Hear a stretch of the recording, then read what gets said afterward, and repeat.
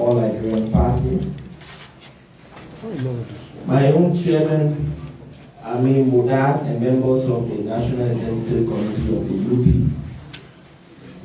The Vice Chair of the All Nigerian Party, Reverend Sanchez Teto, would like to say congratulations as you've been elected and inducted as the first moderator of the Presbyterian Church anywhere in Africa, the first female moderator. The chairman and members of the UP Legislative Caucus, I see Honorable Masakwe from Lofa, Honorable Ben Fofana, Hanson Kezo, Fredericks, Augustine Fredericks of the Liberty Party, members of the full estate. This will be the second major press conference to be conducted at the new headquarters of the Unity Party.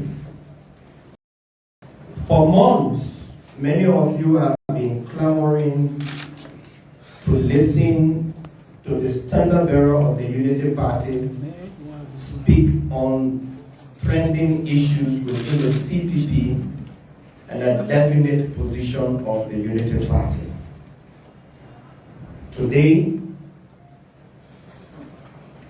we have gathered here to listen to Ambassador Joseph Numa Boakai to provide account of his stewardship of the CPP and also give a definite position from the National Executive Committee of the Unity Party as to the way forward for the Unity Party and the CPP. I said definite because in our institution, the National Executive Committee, in the absence of the National Convention, is the highest decision-making body. And so, at this point in time, I'd like to ask all of you to please rise up as we welcome. Now, it is a press statement. There will be no question. Let me make that clear. To rise up as we welcome the standard bearer of the Unity Party, former Vice President Joseph Numa Boakai, to deliver on his statement. Thank you. Thank you. Please have a seat.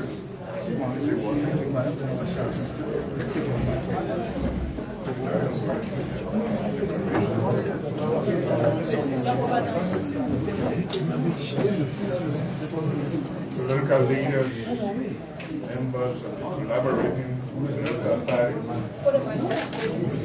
our massive supporters, wherever they may be, sympathizers of all Nigerians. Many of you have been very concerned and even worried about the way the CPP, which has truly become a hope for Nigeria, have been employed. We seemingly see that internal landing. We all agree that this is not only disturbing, but equally disappointing, that this has distracted us from our responsibilities to the Nigerian people. The Unity Party took over the rotational leadership of the CPP on October 15, 2021, making it exactly half the period of our tenure yesterday. Today, I would like to give you a brief report of our stewardship as follows. We took over the CPP leadership with a good feeling of an opportunity to reconcile the already fractured collaboration and repair relations over the alleged altered framework document at our colleague, the ALP political leader. Already, the committee report of all parties had resulted in a deadline with public fully engaged. You will recall that I personally attended all leadership turnover events and membership of the CPP in the show's support for every leadership and desire to work together I even campaigned with all collaborating party leaders. You will also recall that during the turnover to me, all but the ANC leader and members attended, even though I had called Mr. Cummins personally the day before, and he responded by saying he was already in the United States to attend the meeting. The first meeting of our National Advisory Council, the highest decision-making organ of the CPP, could not have held because ANC had refused to attend. Under our rules, the absence of a single party from four constituent parties constituted a no quorum because there must be at least a member from each party to constitute the quorum to conduct business. The excuse then was that there was no agenda and no framework document to call the meeting, even though a citation was sent way beforehand. The only meeting to have been held on December 2nd, 2022, ended in an uproar.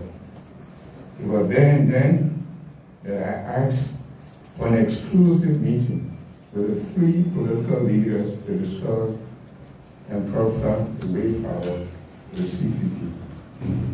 That meeting was held on December 6, 2021. And at that meeting, the political leader of the AFP, Mr. Yuri, asked the political leader of the ANC, Mr. Cummins, to accept responsibility for the altered framework document as a way forward, because he said the alterations occurred during his leadership. Mr. Yuri proposed that so as to bring the stalemate to a close, Mr. Cummins refused and proposed another committee as a response to my request for a way forward. So another meeting was scheduled. And on the day set for the meeting, Mr. Cummins told me that he was scheduled to leave for the United States. Another opportunity was being made. The more talk about trip to Ghana as a further manifestation of our pursuit to reconcile the CPP, the exacerbation of the conflict in the Liberty Party on the day of my return, deepening the conflict within the CPP. Fellow Gilbert, fathers and supporters, we appreciate the desire to see a united and unified CPP. We are grateful for your massive support of our candidates in December 2020 special senatorial election. Let me assure you that all is not lost. Liberia will be redeemed. God is still in the country. We have since held consultations with eminent persons, religious leaders, CPP political leaders, our legal team for a way forward, but not either favorable results in order to solve the problem. Fellow Liberians, partisan supporters, sympathizers, you are all aware that political disagreements are resolved through negotiations or consensus. Our willingness to continue the CPP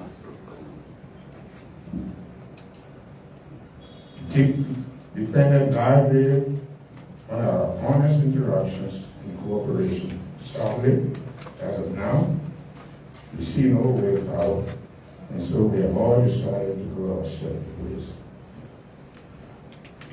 Many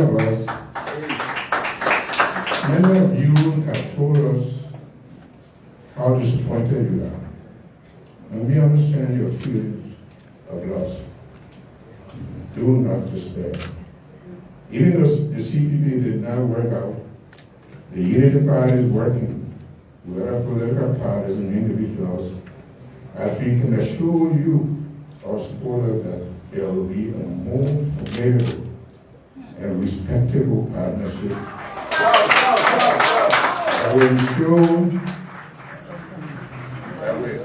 ensure President Weir is a one-term president. This, we can assure you that your hopes and hopes of Liberians will be restored. In closing, may I say that after so much demand from our partisans, the leadership and even the executive committee of the Unity Party, the UPP, has finally resolved to withdraw from the CPP. May God guide our decisions and save our great country, Nigeria. Thank you.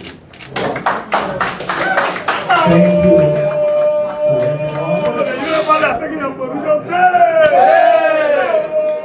So definitely,